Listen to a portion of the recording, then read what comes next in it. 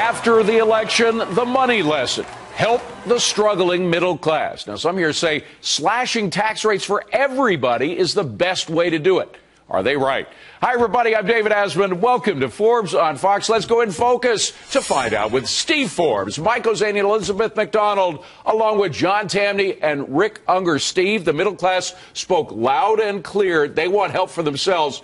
Slashing tax rates is the best way to do it?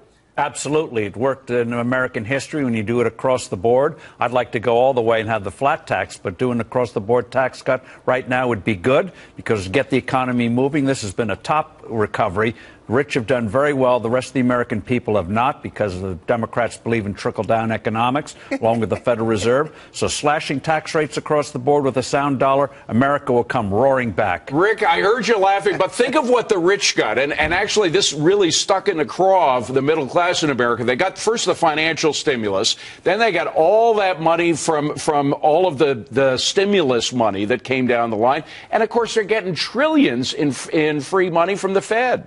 Look, the reason I was laughing is I really like that line because if you look at how the Republicans did so well in this election, they basically took the Democratic platform, which is always geared towards the middle class. That's where the votes are. So there was a bit of a switcheroo here. I actually agree with Steve. EMAC is a across-the-board tax cut the way to do it? Yeah, it's the way to do it. And, you know, it's like Willie Sutton said, you know, the money is where the banks are where the money is. The money is where the middle class is. Give the middle class a tax cut. Only the Pyongyang wing of the Democratic Party would think that tax hikes create jobs. You know, you didn't build that, but we will take that from you kind of thinking.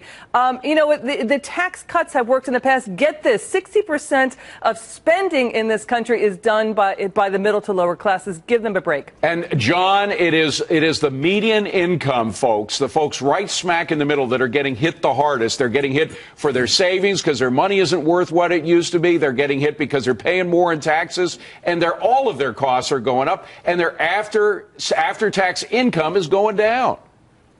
Yeah, and the only way to do that, though, is across-the-board tax cuts. That's where I'd maybe disagree with EMAC. Let's face it, the rich have all the money precisely because they're rich, and when you reduce the government burden on them, they don't sit on the money. The money flows into new businesses through loans and investments. So the only way to get the economy to reduce the burden, I would just add, I think voters in rebuking Obama also called for gridlock. They don't trust either political party in this scenario. For Republicans, it can't be about fixing all our problems. It's got about reducing the burden of government, including Republican government. And, Mike, if you target tax cuts as opposed to across the board, it all depends on how various people define the middle class. You know, President Obama might say it's up to 40,000. There are a lot of people who are making 200,000, live in New York City, who say they're middle class, too. Across the board tax cuts, David, you're right. It takes a lot of the politics out of it.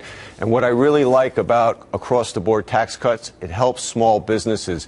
From 2010, from 1980 to 2010, the number of small businesses where income was not taxed at the business level but taxed at the individual level tripled. Those businesses generated 50% of all pass-through income affected by the top two rates. So if you cut all tax rates, you're going to really help business creation. And, Steve, we have done it before. I know Rick is tired of seeing this. When the Reagan tax cuts went into effect, the median rose. A rising tide lifted all boats. Well, we've seen it throughout American history. America was once known as a low-tax nation. Then after World War I, when we had taxes to finance that war, we slashed rates in the 20s, got the good decade of the 20s. Substantially raised tax rates starting in 1930, and we got that with the Depression. We saw it in the 60s. As you said, we saw it in the 80s. And when Bill Clinton got around to cutting taxes in the mid-1990s with the Republican Congress, we got a good rest of that decade. So, Rick, you say we're following the Democrats here. I say you're following Ronald Reagan. How about this? Politics is the art of trading. I think we can all agree on that. How about if Good trading. How about if we do that across the board tax cut, but at the same time, business agrees to take that money and raise what they pay their employees, which is still lagging so bad. EMAC, you know, one of the problems, EMAC, with the Reagan tax cuts was it didn't kick in until 3 years after he became president because he made deals with Democrats, and the economy did nothing until they kicked. If you make a deal on this, there should be no deals on this. It should be a straight out across-the-board tax cut. You saw the impact of a payroll tax cut and how immediate that was for the economy, went right into people's pockets. You know, I'll tell you something. When we talk about tax cuts, what's key here, the president can't be about corporate tax reform and then not stick it, you know, help out the small businesses. I agree with John and Mike Ozanian. You do have to have an across-the-board tax cut. The small businesses report at the income tax level, and they need that help too. Which, when we talk about minimum wage hikes, you know, David, boy, doesn't that feel like a lousy economic recovery when we're talking about poverty wages? That's all we can talk about, really? Well, and different states are trying that, so we'll see how it works out for them. But Steve, the EMAC brings out a great point. If there is just a corporate tax rate cut, won't the middle class again say, hey, it's the rich getting all the benefits, we're stuck with nothing? Yes, that's why a lot of advocates of cutting the corporate tax rate also want to have it apply to individuals if they're using what they call S-corps, using their personal tax rates now for their businesses.